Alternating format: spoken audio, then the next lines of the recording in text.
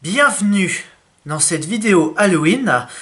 C'est normal si mon maquillage MDR, mon maquillage cool. Salut les BG, salut les BGettes, c'est Bestrick Show et aujourd'hui on se retrouve pour une vidéo très spéciale.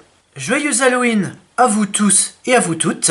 Cette soirée, vous n'êtes plus des BG et des BGettes, mais vous êtes tous des monstres. Voilà, c'est normal, hop, je te l'offre, voilà. Dans cette vidéo, ah là là là, Romero, dans cette vidéo, il y aura un quiz sur Hôtel Transylvanie 1 et 2, oui, le quiz a regroupé 2 films, et il y aura 3 histoires.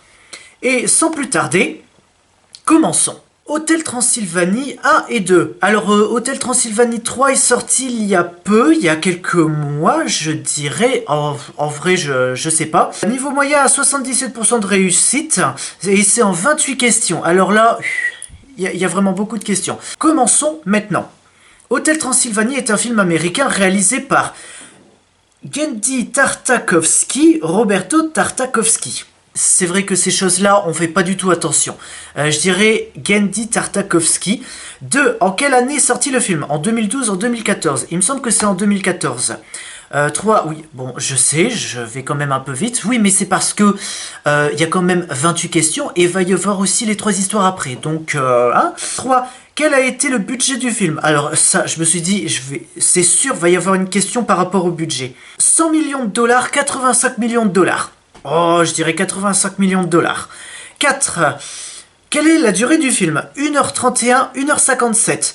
C'est du 1h31, 1h31 si je me trompe pas. 5. Qui est ce personnage? Frankenstein, Dracula. Alors là, franchement, si vous ne savez pas, je ne peux rien pour vous. Clairement. 6. Qui est ce personnage? Pierre Jonathan. Il me semble qu'il s'appelle Jonathan. Heureusement que tu proposes que 2 réponses. 7. Qui est ce personnage? Louise Mavis. Bon, là, forcément, on l'a tellement entendu, c'est Mavis. 8. Est-elle la fille de Dracula? Bah, déjà, tu vois ses dents pointues. Oui. Et en plus, elle est habillée tout en noir, comme son père. Voilà. 9. Qui est ce personnage? Bob, Frank, le monstre de Frankenstein. C'est évidemment Frank, ouais, de Frankenstein. 10. Qui est ce personnage? La femme de Frank. Eurydice, la femme de Frank. Eurydice, la femme de Bod. Non, Bob, c'est la momie, je crois. 11. Qui est ce personnage? Griffin, l'homme invisible. Griffon, l'homme invisible. Ah, alors là... Alors c'est l'homme invisible, mais comment il s'appelle? Griffin ou Griffon? Clairement là je sais pas. Déjà je pense que je vais bien replacer la caméra. Ne vous en faites pas. J'espère que la caméra ne va pas retomber comme la dernière fois. Écoute, je dirais Griffin, même si ils l'ont dit que quelques fois dans les 2 films, je pense. 12. Qui est ce personnage? Quasimodo, Mathias. Alors, je ne pense pas qu'il soit dans le film. 13. Qui est ce personnage? Wolfland.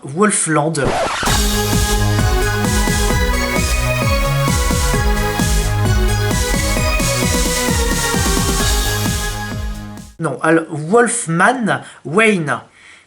Bah c'est Wayne, je pense. 14. Quel est ce personnage? Murray, Madison. Bah Murray. Bon, finalement, les questions s'enchaînent vite. 15. Qui est ce personnage? Martha. Est-ce qu'elle est dans Hôtel Transylvanie tout court? Bah écoute, je dirais Martha. 16. Maintenant, passons à Hôtel Transylvanie 2, je pense. Hôtel Transylvanie 2. Hôtel Transylvanie 2. En quelle année est-il sorti? Bon, si je pense qu'il est sorti en 2014... il peut pas tout de suite sortir la suite un an après. Non, il y a quand même du travail derrière. Donc je dirais 2016. Quel a été le budget du film? 80 millions, 95 millions. Je dirais 95 millions. 18. Quelle est la durée du film? 1h29, 1h43. Bah, je dirais à peu près le même temps que le premier film. 19. Qui est ce personnage? Wanda, la femme de Wolfman. Wanda, la femme de Wayne. Bon, déjà, on sait qu'elle s'appelle Wanda. Mais est-ce que c'est Wolfman ou Wayne? Bon, je dirais Wayne. 20. Qui est ce personnage? Grand-mère Molly, grand-mère Linda. Grand-mère Molly? Ouais, grand-mère Molly. Qui est ce personnage? Grand-père Bobby, grand-père Mike. Ouais, grand-père Mike.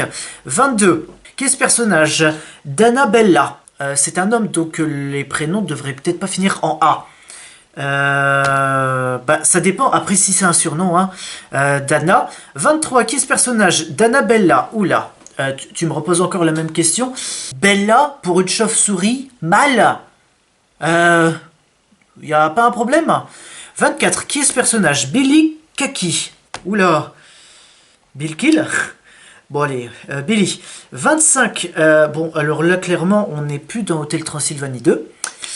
Qui est ce perso? Le fantôme de l'opéra, l'esprit de l'opéra. Le fantôme de l'opéra.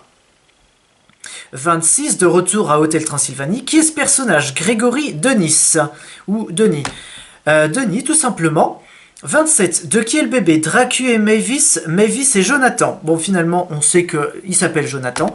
C'est Mavis et Jonathan parce qu'on reconnaît tout de suite la couleur de ses cheveux. Il est rouquin comme son père. 28. Qui est ce perso? Vald, père de Dracula. Vold, père de Dracula. Alors, j'aurais peut-être pas dit Vald, mais Vlad. Je suis pas en train de dire Voldemort, hein. Non, c'est Vold. Pour moi, ce serait Vold. Alors, 79% de bonnes réponses. J'ai 22 bonnes réponses sur 28. Franchement, joli. Il n'est pas sorti en 2014, mais en 2012. Ah. Ok. Ok, ouais. Et là où j'ai pas bon. Je suis sûr c'est sur l'année, je m'en doutais.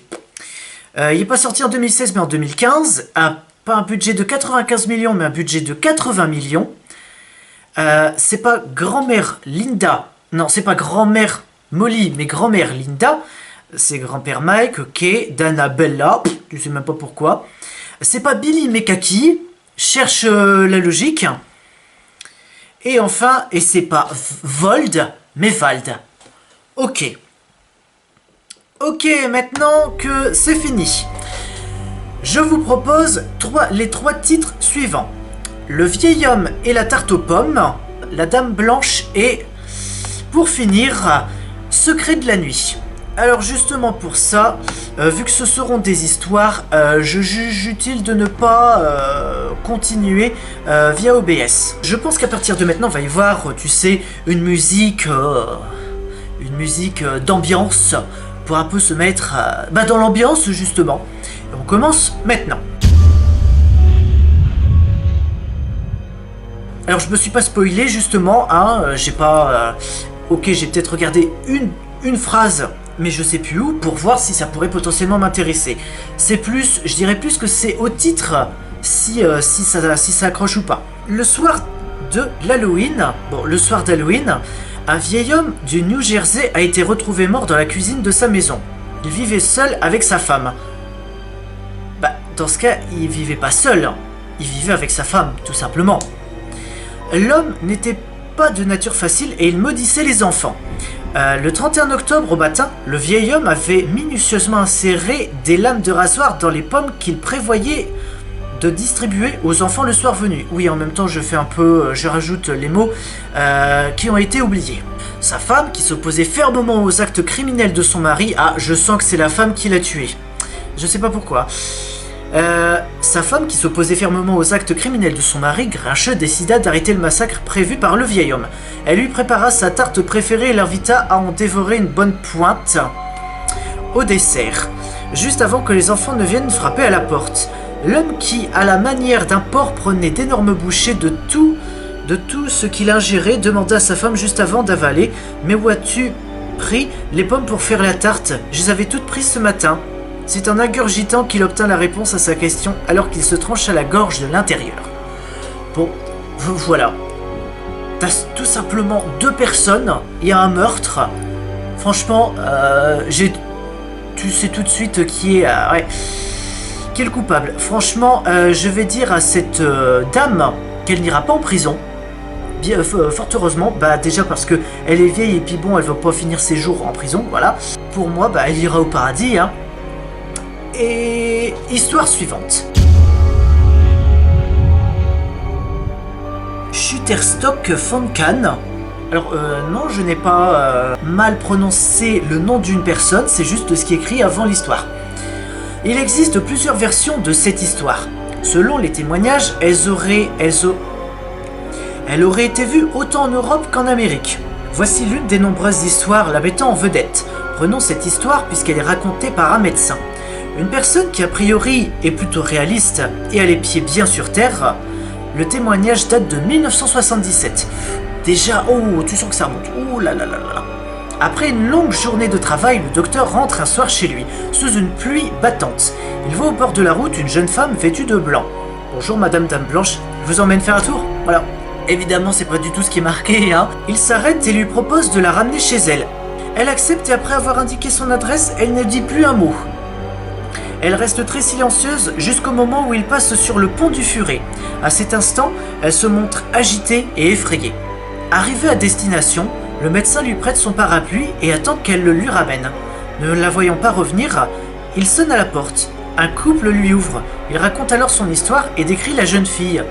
Le couple, visiblement très ému, lui apprend alors qu'il s'agit de leur fille unique ayant perdu la vie en moto au pont du Furet les années auparavant. Alors là, clairement, vous voyez, pour une bonne histoire, il faut une bonne chute. Waouh. Alors là, clairement. Et enfin, la dernière histoire, on doit être dans les 15 minutes à peu près, enfin entre 10 et 15 minutes. 1h du matin. Sur une route déserte qui traverse une forêt, une station-service ouverte 24 heures sur 24. Pas de clients, pas de bruit, juste 2 personnes. Un employé à la caisse qui écoute de la musique dans ses écouteurs et une personne responsable de nettoyer le sol. La musique des écouteurs se balade sur quelques mètres du comptoir, alors que la serpillière traîne par terre. À cette heure, personne n'est censé venir, à part des personnes qui font le plein. Des phares se promènent sur la route, le moteur ralentit et la voiture se gare dans la station. C'est une voiture de la police. Le shérif en sort, rentre dans la boutique d'un air détendu. « Salut Adrien », dit le shérif. « Salut shérif », répond l'employé. « Vous n'êtes pas en service ?»« Non, justement, je viens de finir », répond-il. « Juste à rentrer au poste et je rentre chez moi. Putain de journée. T'as des barres chocolatées ?»« Ouh là là là, déjà, puisque là, j'ai descendu beaucoup trop rapidement. Pour vous, j'en mets toujours de côté, dit-il en sortant des barres. 2,89$, mais on va arrondir à 2,50$. Comme tu veux, en déposant la monnaie. Un bus écolier passe. Il n'y a que le conducteur, pas d'écolier. Le shérif le voit passer et décide de ne pas le poursuivre. Il veut se coucher et certainement le chauffeur de bus aussi. Le shérif sort. On entend un boum. La station tremble. Les seuls employés ressentent cette vibration et les lumières clignotent doucement. On ne peut pas voir le bus car il y a des arbres et en plus c'est la nuit. Un rugissement résonne dans cet environnement. Les employés paniquent et vont se cacher dans l'arrière-boutique. Ils entendent 2 coups de feu.